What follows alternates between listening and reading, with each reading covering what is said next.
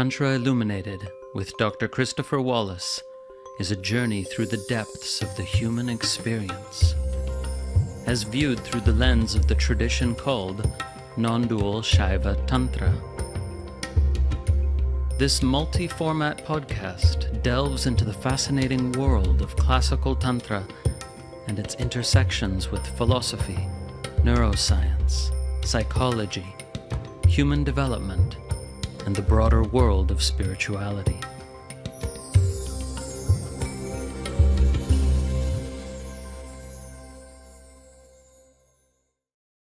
Today's episode is a conversation, and I'm speaking with the great spiritual teacher and philosopher Michael Taft of the Deconstructing Yourself podcast, which I highly recommend. It's really one of the best podcasts out there on spiritual topics. So we recorded this conversation for his podcast last year, and I'm happy to reproduce it here because it's really one of my most favorite conversations that I've had in the last year or so. We go deep into some really interesting stuff, comparing Tantrik Shaivism and Tantrik Buddhism and Vedanta. And we do a fair amount of myth busting, correcting widespread misconceptions, and not trivial ones, but those that actually matter. And this brings us into an exploration of some of the key teachings of non-dual Tantra and how they are different from other popular spiritual philosophies that come from India. So we touch a number of fascinating topics, from the fullness of emptiness to the notion of beneficial possession and many other interesting topics. So I hope you listen and enjoy. Welcome to the Deconstructing Yourself podcast. Thank you. Yeah, I'm so glad to have you here. Of course, most people probably, if they know of you, will know you by your English name, which is Christopher Wallace, but I'm, of course, going to call you Harish for this interview. So I first found out about your work, hearing through various students and fellow practitioners and so on, a little bit about it. But eventually I got my hands on a copy of Tantra Illuminated, which was an amazing experience, really a cool book. But then I saw you had another one called the Recognition Sutras. And I was like, well, I like Christopher Wallace's books, so let's try this out. And I got a copy of the Recognition Sutras. And it quite literally blew my mind. I had no idea such a text existed. From Tantra Illuminated, I had heard of it, and I knew that there were non-dual Shaiva Tantra traditions. But still, I was unprepared for just how amazing that is. So I'm just going to throw it out there and say, can you give sort of a personal background of what non-dual Shaiva Tantra is and what the Recognition Sutras are, or the text is? I know that's a large topic, but can you sort of orient us to what we're talking about here? Yeah, so I'll summarize it this way. Tantra is a spiritual movement which began in the 500s or the 6th century in our Western calendar and spread throughout all of South Asia initially, as well as later East Asia and Southeast Asia. And I call it a spiritual movement because Tantra itself is not a religion, but rather a way of doing religion, one might say. So all the major religions in South Asia at that time developed a tantric component.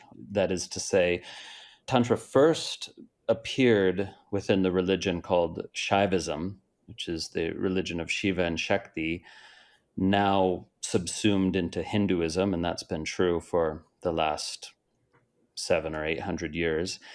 And then it propagated from there into Buddhism and Vaishnavism and so on. So all of these religions instantiated a tantric component, meaning to say, one could be a practitioner of these religions in a non-tantric mode or in a tantric mode. So just to be clear, one could be a Buddhist or a tantric Buddhist. And the difference there involved taking a sort of higher level of initiation that gave one access to teachings and practices that were beyond the common core of religion. And what's interesting is that the tantric practices have much the same form in whichever religious tradition they appear. So even though Buddhism and Shaivism, for example, have many different doctrines and philosophies, the tantric practices themselves are sometimes even almost identical in these two different religious contexts. And that's why it's appropriate to think of Tantra as a spiritual movement that spread through these various religions. Let me just interrupt for a moment and say, as you know, I have a background in Hindu Tantrism and did a lot of practices in that style. And I was shocked, honestly. I was used to doing all of those practices in Sanskrit and going through the order of practices and so on. And when I got involved in Vajrayana, so Buddhist Tantra, I already understood everything they were doing, at least on the ritual level. Maybe the philosophy behind it is different, but the practices were virtually identical. I was just shocked. Exactly. And over time, some of those similarities became a little bit less obvious. There were certain divergences in the last 700-800 years, but at the period Tantra was flourishing, which was about the year 800 to 1200 of our calendar, was when it was maximally influential. Then, yeah, we see the same exact ritual technologies, not only ritual, but in terms of the inner yogas, the inner practices of visualization and deity yoga and all this sort of thing were really identical, but with different names and forms, right? So, of course, a Buddhist is invoking Vairochana or Akshobhya or a Buddhist bodhisattva, and a Shaiva is invoking Shiva under various tantric names or the goddess, so the names and forms are different, but the exact practice, the ritual technology, we might say, whether inner or outer, was the same. So it's fascinating. And Tantric studies is a fairly new field. It's been flourishing in academic circles for the last 50 years. And the results of that research is also making its way little by little to the practitioner context, which is important because a lot of Vajrayana practitioners, for example, didn't even realize that there was this common ritual syntax, as scholars sometimes call it, and that many of these tantric practices, if not most, actually derived from the Shaiva tradition, to use the correct Sanskrit adjective. So, non-dual Shaiva Tantra is something that emerged in the mid 9th century. That is to say, a form of tantric practice that was embedded in a non-dual philosophy.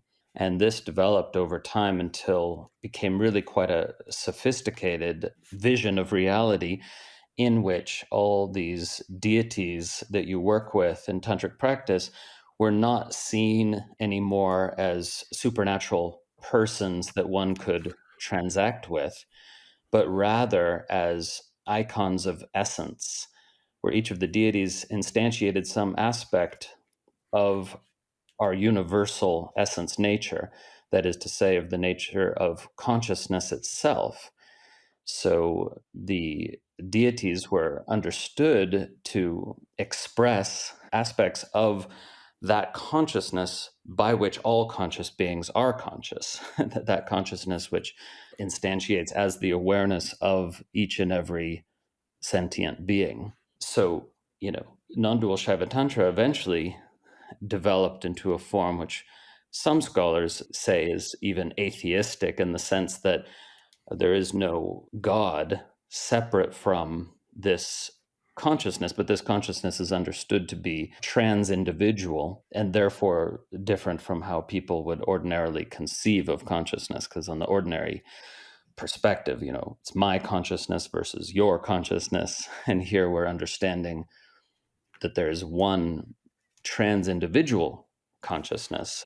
The metaphor is sometimes used that all things are seen by the light of the sun, even if it's at some remove, right? Because if a lamp is lit, the fuel of that lamp is the stored energy of the sun.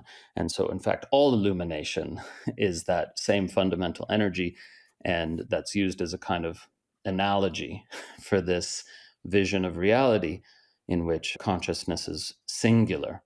And yet we still invoke these deities because we don't know ourselves in our true nature or in our deepest nature. And the deities serve to indicate to us in various ways something about the vastness, the power, the depth of that consciousness which we are, and which gets overlooked insofar as we're identified with the body mind or other sort of adventitious features of embodied experience. So Nondual Shaiva Tantra then ended up being quite influential all the way down to the present day, even if the source of the influence is no longer remembered. So in modern yoga, for example, people will invoke concepts that they don't realize originally come from this tradition of non-dual Shaiva Tantra, concepts of oneness or the universality of consciousness, or the notion that the body is the temple of the deity. This is a teaching found in this tradition.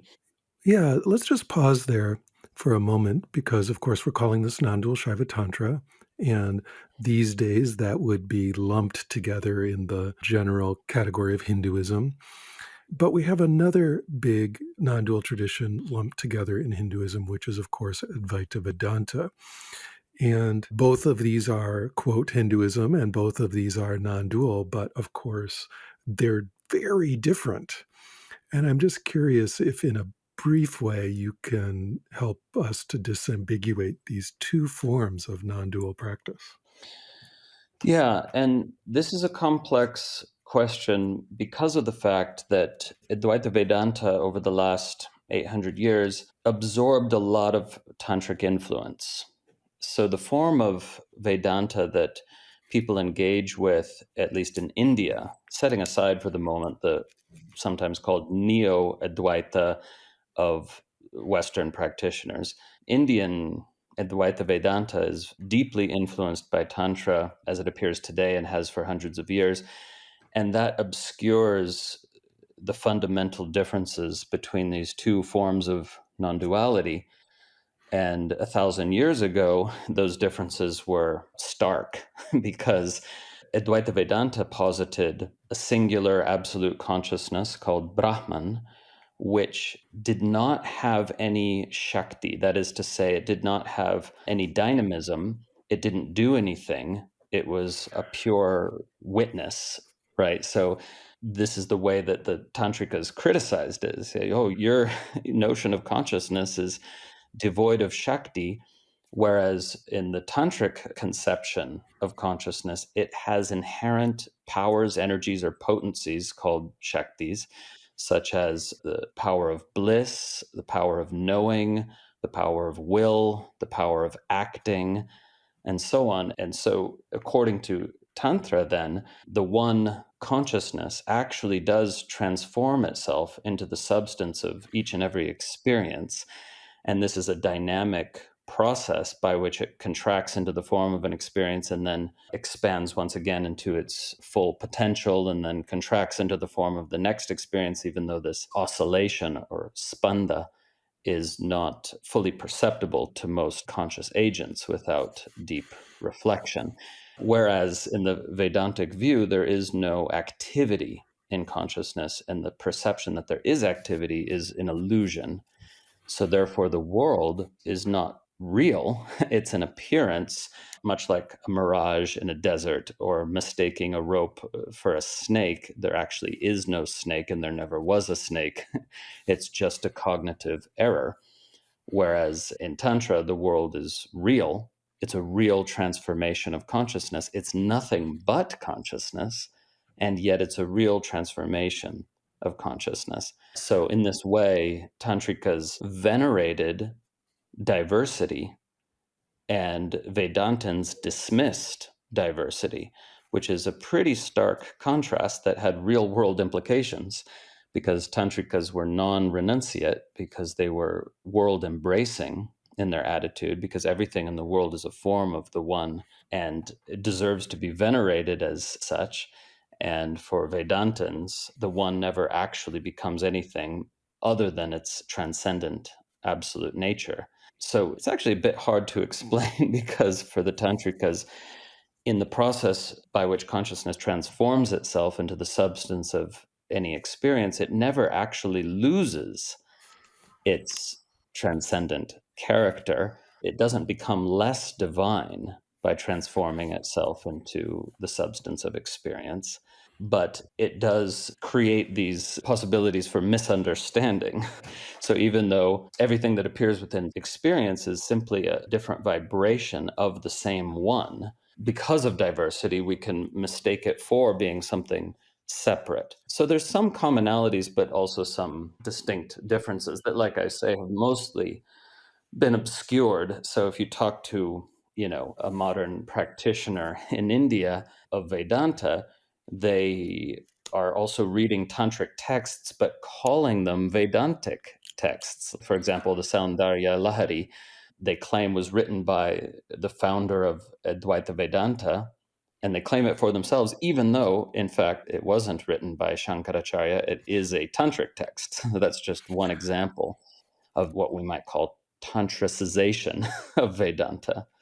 It's so interesting. There's actually quite a long thread we could go on there, and maybe we'll do it later in this talk. But then thank you for making that distinction. So, non-dual Shaiva Tantra isn't Advaita, and especially early on, they're very different. So now you were about to tell us about this particular text from the non-dual Shaiva Tantra tradition, the Recognition Sutras. Yes, the Recognition Sutras, in Sanskrit, the title is Pratnabhignya Hridayam, which literally means the heart of the teachings on recognition. It's a text that teaches this exact tantric non-dual doctrine that I was just indicating, and it does use the word Advaita, or its close synonym, Advaya, in Sanskrit. And in fact, when this tradition names itself, what we are calling non-dual Shaiva Tantra, it calls itself Parameshwara Advaya Vada, which means the way of the supreme non-duality of divinity. Okay, Parameshwara Advaya, which means Advaita, Vada. And what they mean by that expression is something very interesting, that instead of this non-dual view that excludes duality and says duality is wrong, this is a non-dual view that includes duality as a valid level of experience, though not an absolute one. So the difference here is that this non-dual tradition validates practice in a dualistic mode as a kind of stepping stone for many people to a truer or more all encompassing non dual awareness. So, if we put this in everyday language that everyone can understand, if you experience that the one universal consciousness is something bigger or wider or deeper than yourself, because you're still identified as a body mind most of the time, then it makes sense to venerate that as a higher power, to use a common phrase, until you realize that that is, in fact, what you are in your deepest nature. So, in other words, in this non dual tradition, you're not supposed to fake it till you make it and pretend to an experience that you don't yet have, and that actually the worship of this higher power can lead to the realization that you yourself are that in stages that are carefully prescribed in the tradition, that you start to recognize that your own consciousness has the exact same capacities and potencies of this supposed higher power that you've been venerating as something beyond yourself. And so the sense of limited or separate self dissolves into that greater context, which you realize is what you have, in fact, been all along. So that's why it's the way of higher non duality, a non duality that includes duality and at various levels of duality within itself, subsumes them as well as ultimately transcends them. So, this doctrine is explained at length in this text, which we could call the Recognition Sutras, because it consists of 20 sutras with commentary by the author of the original sutras. So, it is one whole text. And to take the sutras out of that context is wrong, as some authors have done that, but really they have to be taken in light of the commentary on the sutras composed by the author of the sutras. So he composed it all as one singular text. And even though it's incredibly profound, this text is actually a summary of even more abstruse philosophy. So, there's a tradition in Nondual Shaiva Tantra called the recognition school, the school on how to recognize yourself as the deity that you were previously worshiping, as if almost separate. So pratabhijna means recognition, the recognition of your consciousness as the universal consciousness. So this summary is actually far easier to read than the vast body of work that it is based on. And importantly, includes practices. So, in the translation I've done, the Recognition Sutras, if you make it to chapter 18, that's where you get all these wonderful practices. And this is sort of counterintuitive for some modern readers who want practices more upfront. But in the traditional view, you have to understand the context in which these practices make sense. And so the view is laid out first, and then comes the practice towards the end of this sublime text. And by the way, this text was composed in the Kashmir Valley 1,000 years ago, and many people consider it a part of the literature called Kashmir Shaivism. And Kashmir Shaivism is a bit of a misnomer because it implies a tradition that was specifically endemic to Kashmir, when in fact this tradition was absolutely pan-Indian, not confined to Kashmir at all. But the name Kashmir Shaivism came about in the 20th century to denote the really amazing works of literature written by masters of Nondual Shaiva Tantra who happened to live in Kashmir. But they themselves very much knew that they were commenting on and elaborating a pan-Indian tantric tradition that we call Shaiva Tantra. It's also fascinating that these texts almost didn't make it down to the modern day. It's a pretty fascinating story how we even came to know of them. Can you share a little bit of that with us? Yeah, it's interesting because it seems that, Buddhism, or Tantric Buddhism in particular, survived the colonial period much better, when in fact, Tantric Buddhism, like the rest of Buddhism, was wiped out in India with the Muslim conquests. And the reason people know of Tantric Buddhism under the name Tibetan Buddhism today is because it got exported to Tibet and other regions as well before those conquests. So it's important to understand that the Tantric Buddhism that we know in its Tibetan form existed in almost identical forms in India prior to that. And of course, the Tibetans know this because they know that their texts in Tibetan are nearly all translations of Sanskrit originals, though, of course, they added their own commentaries in Tibetan as well. So, just as Tantric Buddhism was flourishing in India, so was Tantrik Shaivism. And when the Muslim conquest came, Tantric Buddhism was no more in India. It was wiped out more easily because it was more institutionalized, you could say.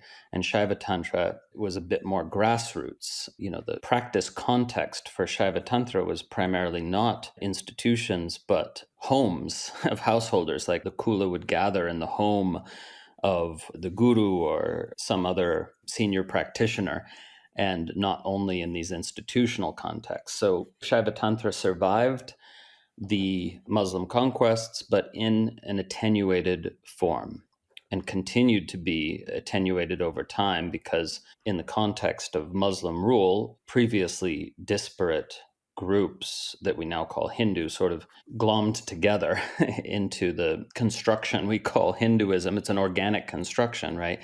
That really came together only in the last 800 years. And of course, this is a whole can of worms because people in India get very upset at Westerners saying this because they want to say, well, Hinduism is thousands of years old. And of course, the component parts of Hinduism are thousands of years old, many of them. But the notion of a Hindu identity, which is common to Vedic Brahmins and Vaishnavas and Shaivas, that only came about under Muslim rule. So the point is, though, that this process of attenuation continued until the Tantric tradition was fragmented, where, to sort of simplify it, the philosophy of Tantra survived primarily in Kashmir and a couple of other places. Some of the yogic practices of Tantra survived in some other regions like Rajasthan, and the ritual practices of Tantra survived primarily in the deep south of India, like Tamil Nadu and Kerala and other places. And some of the sexual practices of Tantra survived only in eastern India, Bengal, and Assam. And so the tradition fragmented because all of these components I've just mentioned, philosophy and yoga and ritual and embodied or sexual practices, were all part of one tradition, but survived in different regions and gave rise to these misperceptions, that now we understand it was one tradition. And it's when we bring these disparate elements back together again that we see the true power of the Tantric revelation. And someone might say, but don't we see it in Tibetan Buddhism as well? Well, yes and no, because Tibetan Buddhism is a highly monasticized and institutionalized version of Tantra, which doesn't preserve all of these elements, in fact. So each question you ask is, potentially I could go on for an hour, but I'm trying to give these shorter responses. But yeah, these texts did survive. There's a continuous tradition, even if it barely survived, right? Still, there's a continuous tradition of study of the Recognition Sutras and a number of other texts, all the way down to the present day. Though, as the great Tantric scholar Alexis Sanderson says, the tradition passed through the eye of a needle, where it really almost died out about 100 years ago, and ever since has been slowly sort of making a comeback in this new global context. Good. So you've been mentioning the similarities between Nondual Shaiva Tantra and Vajrayana Buddhism, and we talked about the ritual similarity, or we could almost call it like the technique similarities and so on. But what do you see as some of the major differences, like important differences? Probably most of the people listening to this are involved in some Buddhist tradition or another. And as you may have seen, I've been talking about Vajrayana style stuff or Vajrayana practices, i.e., Buddhist Tantra practices on the program recently quite a bit. So, what are some really important things that are different about these practices or traditions? Well, that's an interesting question because it kind of depends which lineages you're looking at, which lineages of Shaiva Tantra and which lineages of Buddhist Tantra, because in some cases, it's hard to find any significant differences. In other cases, you can. So the diversity is really from lineage to lineage rather than, between these two very similar tantric traditions. However, if we're just painting in quite broad strokes, one big difference that often obtains is the role of bhakti or devotionalism, because in Shaiva Tantra, it very much has a place, again, even though it's a radically non dual tradition, at least in some lineages. Still, the role of devotion was honored and emphasized because, as I said, when you're experiencing yourself as an individual body mind, you experience that your own ultimate nature is somehow something that higher than oneself, right? Even if in other modes of practice or non-dual mystical states, that difference completely evaporates. So somebody might move between these different poles of experience for quite some time before they finally get established in a continuous non-dual awareness. And so we see, for example, a great authority in the sphere of Shaiva Tantra, the great master Utpaladeva wrote Radically Non-Dual Philosophy, in which, again, he strongly asserted that what you're calling divinity or God or Shiva or whatever name you put is absolutely nothing but your own true nature, that there isn't any real distinction there. And yet the very same author wrote devotional poetry to Shiva. So this seems to be a paradox, but from his own perspective, it wasn't. And he even says in his poetry things like, to paraphrase, "Oh, Shiva, let me continue to have this experience of apparent separation from you so that I can taste the sweetness of this total love and devotion of me for you and you for me, even though I know that you are me and I am you." So that is a feature that it's not entirely absent from Vajrayana, but devotional modes of expression are much less frequent in the Vajrayana tradition, we could say. Even though, of course, Vajrayanists do perform rituals as if a separation or difference of self and deity were real on some level.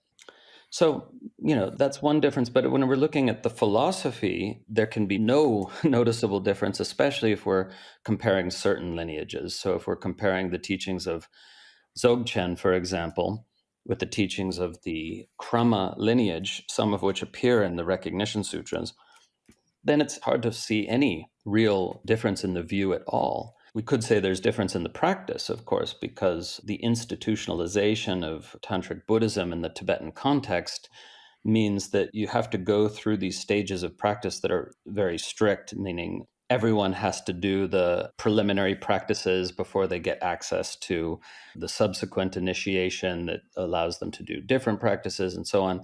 Whereas in the Shaiva context, all the same preliminaries are there, but somebody who has sufficient aptitude could skip certain steps or stages or preliminaries. They don't necessarily have to do 1 million repetitions of whatever mantra or 100,000 prostrations or whatever, because in Shaiva Tantra, it's recognized that the purpose of these practices is to bring about a certain understanding or state of consciousness or experience. And if that's already there, then there's no point in doing the practices that serve to bring that about. So this is not, of course, something that you can determine for yourself, but rather you need a guru. Traditionally, your guru says, okay, you can skip this step because I can see you already have the insight or the non-conceptual awareness that this step is meant to bring about.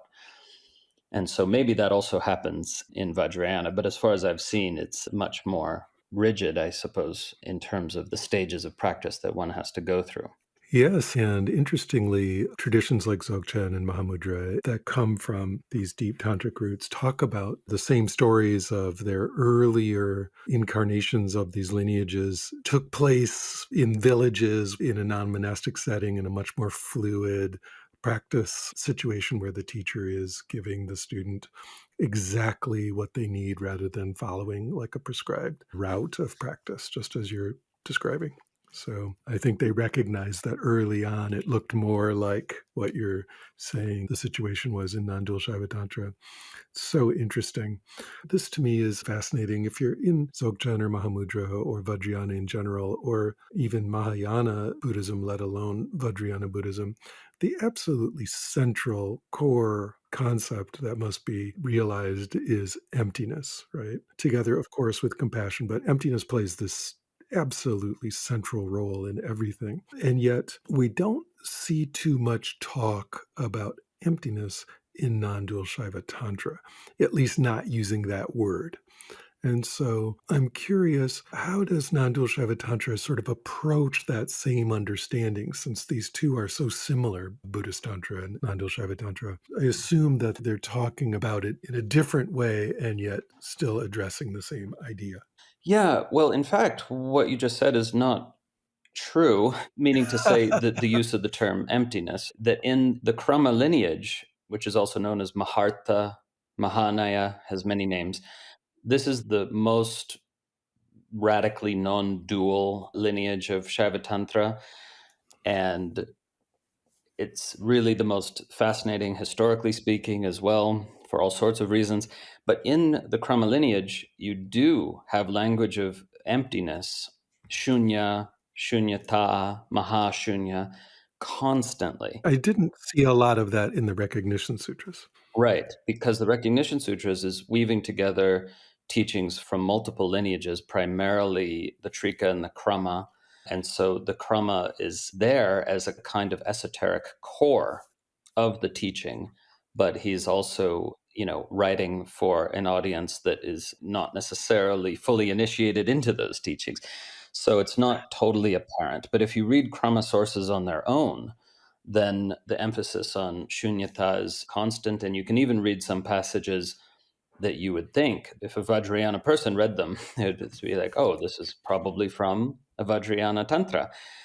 So, what's the difference? This is important because, well, again, sometimes maybe there is no difference, but sometimes there appears to be a difference in that these Shaiva Tantrikas criticized the Buddhists as those who venerate the void as absolute, whereas we, Shaiva Tantras, Shaiva Tantrikas, they say, are those who recognize that the ultimate realization is that of the full void, that of the emptiness which is simultaneously full, or the fullness which is simultaneously empty. And so, from the perspective of Shaiva Tantra, you experience this radical void of pure consciousness, which is absolutely empty of all particularity, empty of all qualities, et cetera, et cetera. But then you're supposed to go beyond that to the ultimate realization, which is that same void, but now realized as pregnant with infinite possibility. And the term pregnant is sometimes even used when there's a goddess worshipping context in the background. And so the way Kshemarajya puts it in the Recognition Sutras is that we should realize this emptiness as simultaneously absolutely full, absolutely empty, both and neither, vibrating in absolute simultaneity. And so the language there is almost reminiscent of Nagarjuna's Madhyamika path, because he says both and neither, because he doesn't want you to understand it merely as a coincidence of apparent opposites, that it is in fact the true nature of reality completely escapes the mind and is completely non-conceptual. But when we enter into the mind and try to articulate what's been realized, then we must use this paradoxical language of the emptiness which is full and the fullness which is empty. And of course, here, the fullness in question is this sense of sublime presence that spills over into any and all experience whatsoever.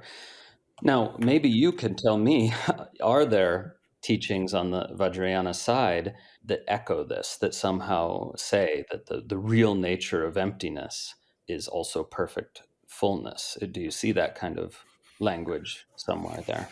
I'm not sure about the language of perfect fullness, but the idea that, to speak in a very rough way, very crude way, that the void or emptiness is giving birth to the entire universe and that the form of the world is not in any way separate from this pristine purity of the transcendental void, that's the central teaching. And in fact, we can call that the primordial purity and things like that, the void aspect. But another word for it is Sugata Garbha, which you know perfectly well means a womb. So giving birth is a central image. And the idea that form and emptiness are not in any way separate is, of course, central. So I think that if I'm not running roughshod over the differences in language, I think these are very similar understandings. Yeah, absolutely. And the point, at least from the Shaiva Tantra perspective, is that the masters of the tradition don't want practitioners to imagine that the ultimate reality to be realized is wholly transcendent. Exactly. Yeah. So if you have Mahashunya as your ultimate thing, you can imagine that as the void which transcends all embodied experience. And of course it does, but it also instantiates as all embodied experience. And so there's this invitation to experience the luminous void, right? In a deep samadhi state where there's no sensory experience as per normal, that if you realize that that void, that emptiness is in fact luminous, not with literal light, but with the potentiality to become anything, then, when you enter back into sensual experience, you have the possibility of recognizing that all that you're experiencing is that very luminous void appearing as form. That's right. And this is central teaching in Vajrayana. And what to me is so exciting about these deep non dual traditions, they're not transcendent only. If you get into, for example, early Buddhism, or if you get into Advaita Vedanta, they are strictly transcendent. The world is a bad thing, it's a delusion. And you want to only hang out in that transcendent Mahashunya, right? Like that's the end goal. Whereas these tantric traditions are like, no, you take it further, just as in Mahayana and Vajrayana Buddhism, take it further and see that the world is this exuberant, completely energized expression of that void and is not separate from it in any way. So rather than rejecting the world and going into some kind of transcendent monkhood, we re-engage with experience, re-engage with everything, re-engage with the exquisite brocade of creation, which leads me to what I think is so interesting also with these non-dual Shaiva Tantra practitioners and historical figures is that they're very involved with art and literature. And in fact, they write treatises on aesthetics and so on. The actual stuff of creation and expression is centrally interesting, at least as I understand it. Absolutely. And before getting into that a little bit deeper, let me just also mention that, if we're talking about shunyata or emptiness, also in the purely philosophical sense of denoting a doctrine of interdependence. Of course, in the philosophy of Buddhism, emptiness and pratityasamutpada are intimately linked, that everything is empty of its own inherent essence because it only exists in relation to all the phenomena that it's interdependent with. And if we're talking about that version of the word emptiness, which is, of course, not unrelated to other usages, but if we're talking about that version, that too appears in these Shaiva Tantra teachings, especially again of the Krama lineage, where they say exactly as the Buddhists say. They say nothing has its own independent essence, even though other Hindus, and this is, of course, again, the problem with the designation Hindu, because others that are put in the Hindu basket say the opposite, that each thing has its own essence, that there's a cowness that all cows share, and so on. But these Shaiva Tantrikas of the non-dual stream were saying that everything has only one essence, and that is consciousness, not independent essences, but everything also expresses a different aspect of that one due to how it's embedded in all the various interrelationships and causes and conditions. So the very reason that an object appears as an object and appears to have a different quality from some other object is not because it has a different essence, but because its position in the matrix of relationships is different. But the whole matrix of relationships itself is emanating from this timeless space of pure awareness that emanates, holds, and reabsorbs all phenomena. So that also relates to what you were just saying about the engagement in the aesthetic world, in the sensual world, because in this higher realization, you don't need to enter into a transcendent state to experience the transcendent, that you actually experience the transcendent in every sensual experience. So for the Shaiva Tantrikas, that's the ultimate, that you could be engaged in sensual experience and savor the uniqueness of each sensual experience while 100% feeling the truth of the fact that what exactly you're experiencing in that moment is the supreme absolute manifest as that. So when we use language like supreme absolute, it sounds so removed, but in direct experience there's no contradiction. Whatever you touch, taste, smell, hear, feel, think about, sense is the one appearing in that form. So the revelation of the simultaneous universality and particularity is sort of where it's at for the proponents of this tradition. And that's why you don't need to renounce the world and so on, even though, of course, you do need to do practices that help you to take a step back from the various misunderstandings that get triggered when you don't yet experience the underlying transcendence. So it's sort of like, and maybe this is similar in Vajrayana, but it's sort of like you learn how to experience the transcendent and then learn how to experience the transcendent in the immanent. So it's sort of, very broadly speaking, a two-stage process. Transcendence followed by the experience of the pervasion of the transcendent in all that was previously transcended, if that makes sense. It makes perfect sense. This is an important point that one form of non dualism we were describing, what I, in my own colloquial language, call non dual one, is still true. The transcendent sense of the void or pure consciousness or whatever is something that we can contact, and in fact is required in order to recognize what I would call non dual two, which is this immanent quality that you're describing. For most people, not everyone, but for most people, it's going to be a two-stage process. First, letting go of a naive grasping around the form world first before we can then re-engage with the world of form in this radically transformed way. So I think it makes sense. Again, it's not seen Exactly. that way often or always. We're crystallizing something very important here, because that is the most important critique that these non-dual tantric traditions have of other forms of South Asian spirituality, is that followers of Patanjali's Yoga Sutra or earlier Buddhism or early Advaita Vedanta, they just take the one step to the transcendent absolute, and then that's their goal, to just stay there, transcended, and the tantrikas are taking the second step of the total collapsing of the distinction without losing the relevant features of each. That is to say, the experience of the total oneness of the transcendent and immanent, but not by reducing either to the other, but by experiencing simultaneously that the whole is in every part, is one way to put it. But of course, whatever way we put it, it doesn't capture it perfectly, because this is simply beyond the categories that the mind can deal with.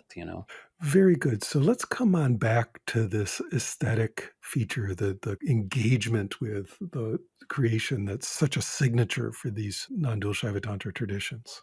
Absolutely. Yeah, the greatest tantric master in Shaivism, or the one who, history has more or less decided was the greatest tantric master, was this figure, Abhinavagupta, who lived in Kashmir 1,000 years ago.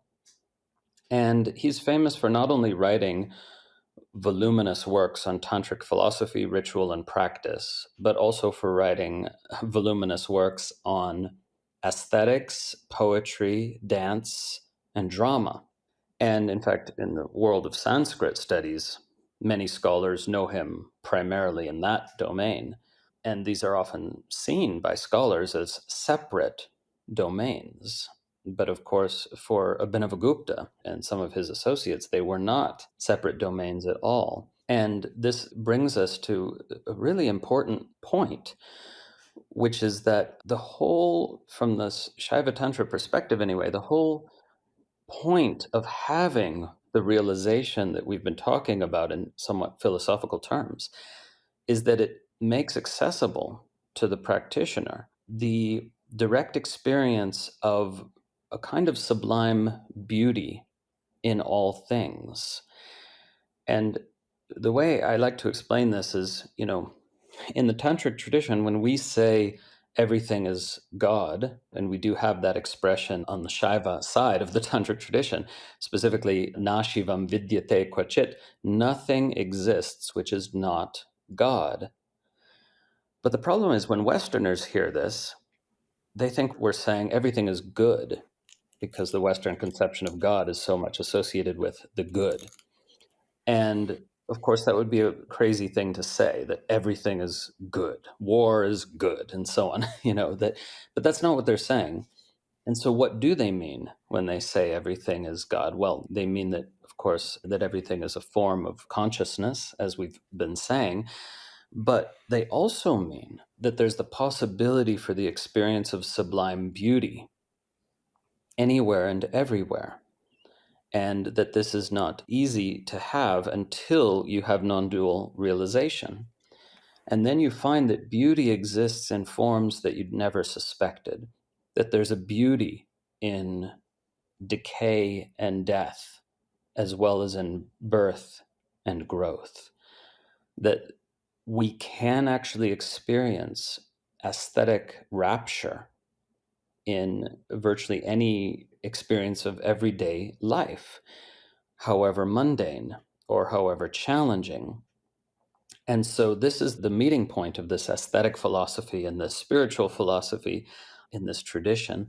And so in the aesthetic works, they're called Alankara Shastra in Sanskrit, you get this teaching that Abhinavagupta was a big fan of 9 different forms of beauty, the so-called Navarasas, the 9 rasas, where rasa means aesthetic savor, 9 ways to savor beauty, right? Because rasa is related to, words that mean yummy taste, juiciness, and things like that.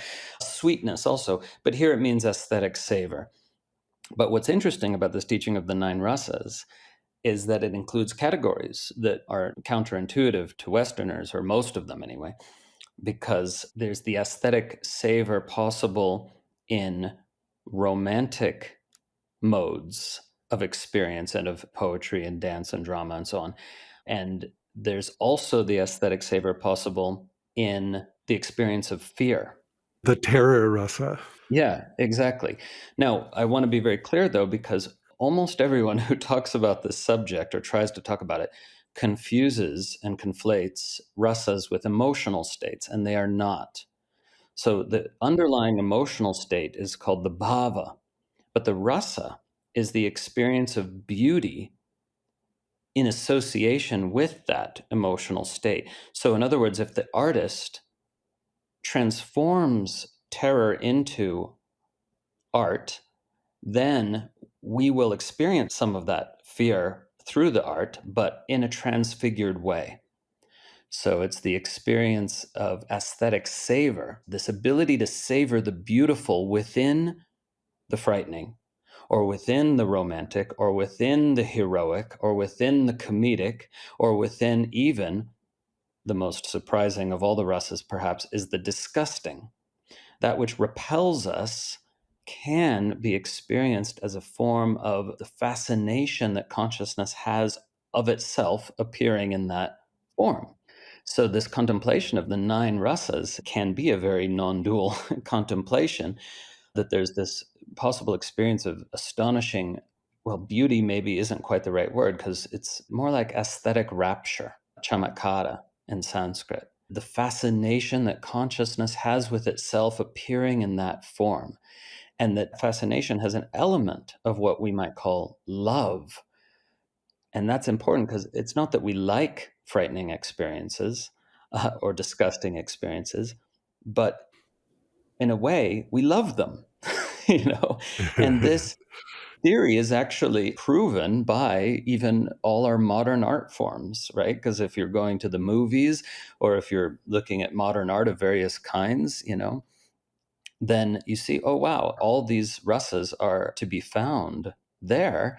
And we as humans love to be frightened in an aesthetic way. Not that all horror movies are aesthetic, some are just, they're not art by any standard that I could think of, but some are, right? And Abhinavagupta makes that distinction. He says, it's only true art if it elevates you into this sublime state, which is cathartic, which is expansive, but that elevation can take place on the basis of any of these underlying emotions. So I would actually argue, far from a distinction of aesthetic and spiritual philosophy, that we need the one to understand the other and to understand what this tradition means when it says nothing exists which is not God. And by the way, in the Sanskrit phrase there, the word that means God can also mean blessing, right? So nothing exists which is not potentially a blessing if you're able to find the beauty in it. And that makes much more sense than trying to assert that actually everything's really good, you know? So we're not supposed to superimpose a positive story onto suffering. We're supposed to find the beauty in suffering. And indeed, we know that's possible because so much great art and poetry has come out of suffering. And the teaching here is you don't have to be a poet to find the beauty in suffering. You might need to be a poet to articulate it, but you don't need to be a poet to find it and experience it.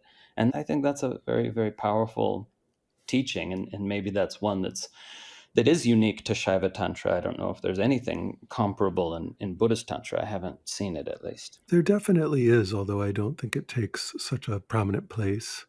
But you've ignited my curiosity in one way, which is, do you know of any, let's say, poetry from this era, from the Abhinavagupta or Ksema eras, that speaks to people in the modern West, like that you could recommend, that isn't just so removed that it can only be enjoyed with great effort at adapting it and translating it, not just linguistically, but culturally?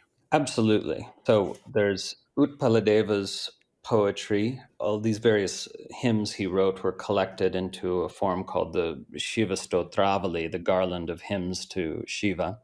There's a couple good translations of that out there. But even more would be the poetry which is not yet published in good translations, but which is coming. People are working on it. Myself and other scholars like Ben Williams and Hamsa Stainton are working on this. And we hope to bring these out more. This poetry, again, from this Krama lineage I keep mentioning, because I come to see it as the crown jewel of Shaiva Tantra, even though it also contains much material that might be disturbing in certain ways to some practitioners, and we can cover that if you want. But the Krama has this sublime poetry which weaves together devotion and spiritual or philosophical insight. And in this sense, the poetry is almost unique because it's very rich in spiritual insight and reference to philosophical concepts, but it's not heady poetry. It's very evocative and beautiful and devotional at the same time. So, eventually I want to bring out a book with multiple translators involved called Tantric Hymns of Enlightenment, which presents this poetry of the Krama lineage. So bits and pieces of it are already out there here and there in the public sphere, but not collected yet and readily accessible. So that's another big topic to to get into. And I wish there were good translations of all these materials are already available, but just to know it's there and more of it will be coming out. And I just have to ask, what is it that we might find disturbing in some of these poems? Not in the poems, but in the lineage which produced them. Ah, So the non-dual Krama lineage is also the most radically transgressive of all the ah, Shaiva tantric lineages. And those things go hand in hand from the perspective of Shaivism, and I know from Buddhism as well in some forms, that the more non-dual you are, the more willing you are to transgress social norms. And that all makes sense. But also the Krama included, kind of quasi shamanic practices. Now, some authorities interpret these in terms of entirely interior modes of consciousness exploring itself. But this is a kind of interiorization of practices that certainly were done at one point anyway, quasi shamanic practices of intense practice for many, many hours and invoking yoginis and dakinis and making blood offerings, often from one's own body, cutting open the left arm to make a blood offering to the yoginis so that you can become one of their gang, as it were, and receive their blessings and realize, that these yoginis, they express potencies of consciousness which exist within you as well. And these yoginis appear in these theriomorphic forms, these part animal, part human forms. And I'm just scratching the surface of this kind of amazing, weird, and wild aspect of the tradition, which certainly has these shamanic roots, which deals in beneficial possession, which some forms of Buddhist Tantra do as well, right? this is samavesha, not just simply avesha. Am I correct? More the other way around, Avesha refers to a possession, and Samavesha refers to a mystical experience of immersion. The distinction is not quite so clear cut. That's basically the distinction. Interesting. Um, This leads to another topic. Earlier, you mentioned how Tantrism is a movement that appears more or less at the same time in a bunch of different religions. It's a form that appears. And this begs the question, was the form pre existing in, say, ritual magic or shamanic practices of underclasses in India or something? And so I want to ask that question. Do you have any sense, or does scholarship have any good sense of where this tantric mode came from in the first place? yeah, this was a question that preoccupied a number of scholars for decades. And what Sanderson finally was able to show, you have to read some hundreds of pages to review all the evidence and grasp the argument, but he was able to show that Tantra emerged organically within Shaivism and then propagated very quickly to Buddhism and to other religious traditions, but that it is a kind of logical and organic outgrowth or further development, I should say, of some themes and trends that were already there in Shaivism, including these practices with shamanic roots. So there's these proto-tantric practitioners called kapalikas. The skull carriers. Exactly. They flourished, especially around the year 600 and for a little while after that, too. And yeah, they carried skull bowls. They would eat and drink out of skull bowls. And, they were ascetics, though. They were not householders, right? And that's, of course, a big difference. When Tantra developed, it developed as a householder, primarily a householder tradition. But these proto tantrikas called kapalikas, and they went by other names as well, their practices certainly had some of these quasi tribal, quasi shamanic roots. And interestingly, the features of those kapalikas, and they were 100%, Shaiva, but all of those features migrated into Tantric Buddhism as well. So, the wearing of the bone ornaments comes from these kapalikas, and a number of other features that a lot of people think are very much particular to Tibetan Buddhism, but they actually come from this very, you know, early form of Shaivism that's not yet tantric, but is proto tantric, and did include some form of sexual ritual or consort practice. It didn't yet have this sophisticated non dual philosophy. It didn't yet have key factors of tantric practice like deity yoga. So, it's not yet Tantric. There's a lot more that could be said about that, but Buddhists who are sort of dogmatically committed to their vision of Buddhism really get uncomfortable and even upset when this argument is presented that the tantric practice they hold so dear was originally borrowed by Buddhists from Shaivas, but the evidence is really abundant. And it's not to say that they just copied, I mean, they certainly did copy some practices, but they reinstantiated those practices in a Buddhist mode. They made them into very much Buddhist versions of those practices over time, so one could argue that they were open-minded enough to realize, hey, what these Shaivas are doing over here seems to be working. Let's give it a try too. But we know from the historical record that Tantra moved through the Buddhist sphere in India very rapidly, because we have records of two different Chinese pilgrims who came to India only 2 generations apart.